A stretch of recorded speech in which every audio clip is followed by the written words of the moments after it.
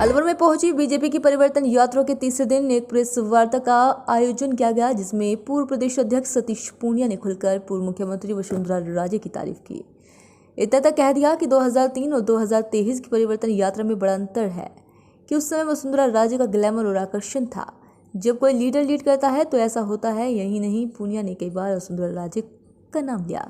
इतना ही नहीं, उनके प्रति कभी अश्रद्धा का भाव मन में नहीं रखा। जब भी कार्यक्रम में मिलते हैं, बात करते हैं, मैंने व्यक्तिगत संबंधों पर कभी कुछ नहीं कहा। मेरा व्यक्तिगत तौर पर किसी नेता व कार्यकर्ता के प्रति असम्मान से अश्रद्धा नहीं है।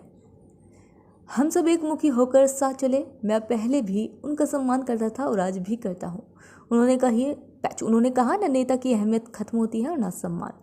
उन्होंने अनेक अवसरों पर नेता विकसित किए हैं। जितने हमारे नेता हैं, उनका इतिहास, विरासत, स्किल है।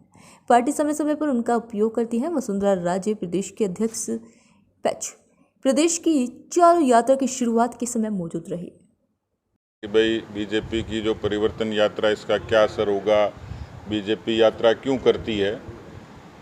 आपको ध्यान होगा कि वैसे तो हम लोगों की जनसंघ से लेकर भारतीय जनता पार्टी की जो यात्रा है वो अनवरत है और बड़ी इस तरीके की है कि जनसंघ संघर्ष, विरोध, उपेक्षा, अपमान, तिरस्कार, इन सब से आगे निकलकर आज 303 तक पहुंचा है। तो ये उस अनवरत यात्रा का हिस्सा है। लेकिन जहां तक इस तरीके की परिवर्तन या संकल्प यात्राओं का सवाल है, उसमें 90 के दशक में जब श्री राम जन्मभूमि का आंदोलन था तो लालकृष्ण आडवाणी जी की रथ यात्रा ने भारत की राजनीति के कई धारणाओं को और मिथक को बदला था और कालांतर में वाजपेयी जी के नेतृत्व में एक अच्छा मैंडेट मिला। अलायंस की सरकार हम लोगों ने चलाई। राजस्थान का यदि उल्लेख करें तो 2003 और 2013 ये दो कालखंड थे जिसमें 3 में 120 सीटों का बहुमत भारतीय जनता पार्टी को मिला और उसकी कारक बनी थी वसुंधरा राजे जी की परिवर्तन यात्रा। 13 में फिर से सरकार के खिलाफ हम सब लोग मुखर हुए और 163 का मैंडेट मिला। उस समय की भी परिवर्तन यात्रा ही एक बड़ा कारण बनी थी। तो ये स्पष्ट है कि यात्राओं का बीजेपी का जुड़ाव और यात्राओं की बीजेपी के जो सफलता की तक पहुंचने की जो कवायद है, उसमें यात्रा एक बड़ा कारक रही है। अभी ये सवाल भी होगा कि पहले एक यात्रा होती थी, अभी 4 क्यों हैं। तो स्वाभाविक तौर पर ये माना जा रहा है कि अक्टूबर के प्रथम सप्ताह तक कोड ऑफ कंडक्ट लगने की संभावना है। ऐसे में पूरे राजस्थान को नापना ये थोड़ा सा चुनौतीपूर्ण था और उसको हम लोगों ने भौगोलिक रूप से विभक्त किया। बहुत ज़्यादा नेताओं ने इसमें समय दिया अलग अलग जगह। मैं भी यदि मेरा आकलन करूं तो मैं सीधे जोधपुर से आ रहा हूं पूरी रात चल के। यानी इतना अवसर मिला कि हम में से बहुत लोग अनेक विधानसभाओं में गए, अलग अलग तरीके के अनुभव भी आए। लेकिन इतना ज़रूर है कि जो मकसद था उसमें हम कामयाब हुए। राजस्थान में आप सब लोग वाकिफ़ हैं कि सत्ता बदलती है परसेप्शन से। पहला जो कारण है, पिछले 20 साल के चुनाव का जो इतिहास है, राजस्थान की इलेक्टोरल पॉलिटिक्स की जो हिस्ट्री है, वो इस बात को सेकंड करती है, पुख्ता करती है, समर्थन करती है कि सत्ता बदलती है जनधारणा के कारण। खेत में बैठा किसान, दुकान पे बैठा व्यापारी और किसी भी विद्यालय और महाविद्यालय में पढ़ता हुआ विद्यार्थी ये तय करता है कि इस बार सरकार बदलनी है। ये परसेप्शन बराबर है, इसमें कोई बड़ा कारण समझ में आता नहीं है। दूसरा, सत्ताएं बदलती हैं एंटी इनकम्बेंसी के कारण। लेकिन इस सरकार के खिलाफ केवल एंटी इनकम्बेंसी नहीं है, रिजेंटमेंट है, जो आक्रोश जिसको कह सकते हैं। आक्रोश का कारण जिन मुद्दों की आप चर्चा होती है वो रिपीटेशन जरूर होगा, लेकिन मैं उस पर कायम हूँ। पहला आक्रोश का कारण, राहुल गांधी जी यहाँ भी आए थे। उन्होंने अलवर की सभा में, मालाखेड़ा की सभा में 2 बातें कही थी, किसानों की कर्जा माफ़ी की और बेरोजगारों को रोजगार की। मुझे अच्छे तरीके से ध्यान है कि सभा के दौरान उन्होंने कहा कि ए नौजवान, क्या नाम है तेरा? उसने कहा रूप सिंह। रूप सिंह की नौकरी पक्की। वो रूप सिंह आज तक धक्के खा रहा है। उस रूप सिंह का अता पता ही नहीं है कि नौकरी कैसे मिली। और पिछले कई वर्षों से मैं देखता था कि रूप सिंह के बारे में आर्टिकल्स लिखे जाते थे कि राहुल गांधी ने भरी सभा में जिसको रोजगार की बात कही, और रूप सिंह आज भी रोजगार को तरस रहा है। किसानों की कर्जा माफ़ी की बात करी। राजस्थान के लगभग 60 लाख किसान हैं जिन पर कर्जा था। उन पर कोऑपरेटिव बैंक का था, शेड्यूल बैंक का था, नेशनलाइज बैंक का था। कोऑपरेटिव बैंक के कर्जे 20 लाख किसानों के कर्जे वसुंधरा जी की सरकार माफ़ कर चुकी थी। ट्रेडिशनल जो कोऑपरेटिव के जो कर्जे होते हैं माफ़ होते हैं, परंपरागत तौर पर ही वो सरकार के एजेंडे में होते हैं। लेकिन ये इन्हीं की घोषणा थी कि हम आएंगे और किसानों का पूरा कर्जा माफ़ करेंगे। मेरे एक विधानसभा में मैंने सवाल लगाया कि कर्ज माफ़ी के कारण राजस्थान के कितने किसानों का कर्जा माफ़ हुआ और उनको क्या क्या तकलीफ हुई।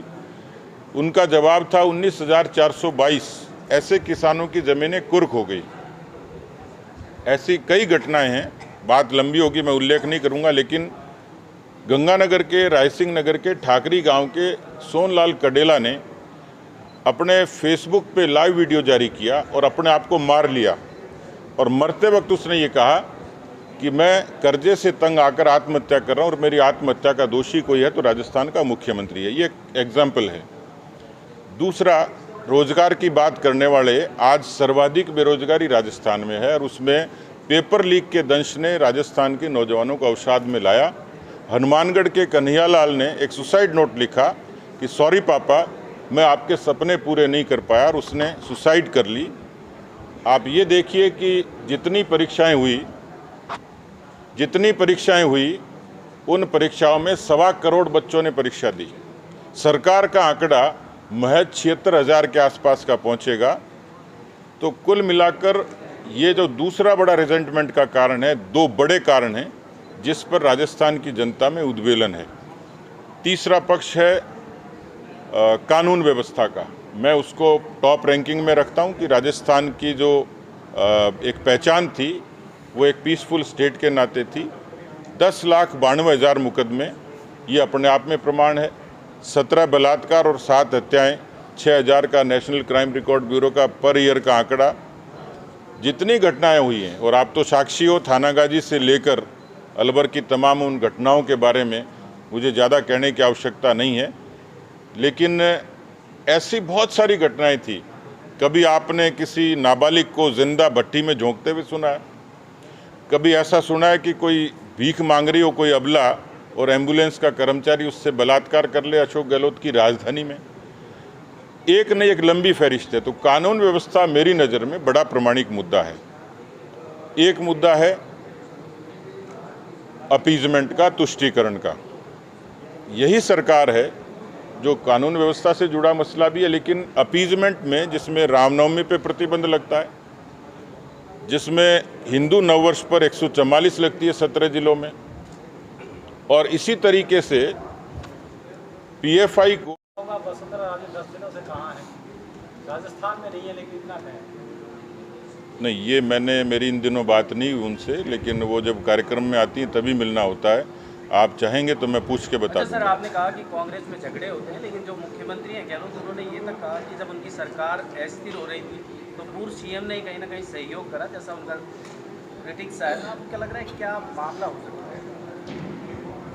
अशोक गहलोत जी मेरे ख्याल से इतने जादूगर तो हैं कि वो दूसरी पार्टी में जो कुछ नहीं हो रहा उसको भी वो प्रचारित करने की कोशिश करते हैं। केवल इतना ही है।